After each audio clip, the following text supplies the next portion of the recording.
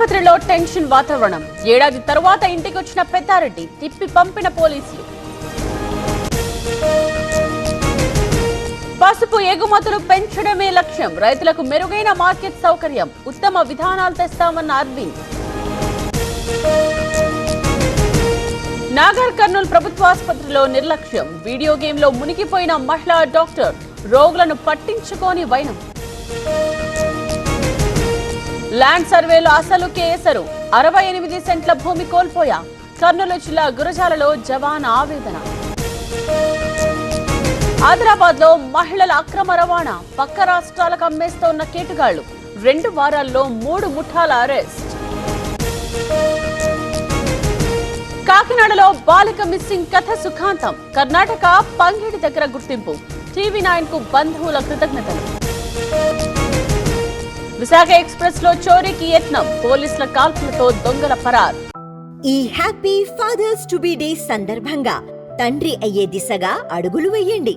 OSS fertility in the good hands of science. Palnadu జిల్లా తుమ్మల చెరువు దగ్గర ఘటన. అబిడ్స్ లో ఈ సిగరెట్ల అమ్మకాలు. షాపుల్లో పోలీసుల దాడులు. 3 అరెస్ట్.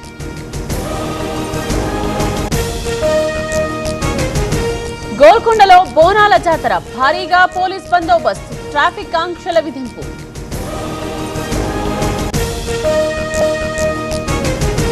ప్రేమ పెళ్లి పేరిట మోసం. ఆర్సీబీ బౌలర్ యష్ దయాల్ పై మహిళ ఆరోపణలు. దర్యాప్తుకు ఆదేశించిన ఉత్తరప్రదేశ్ ప్రభుత్వం.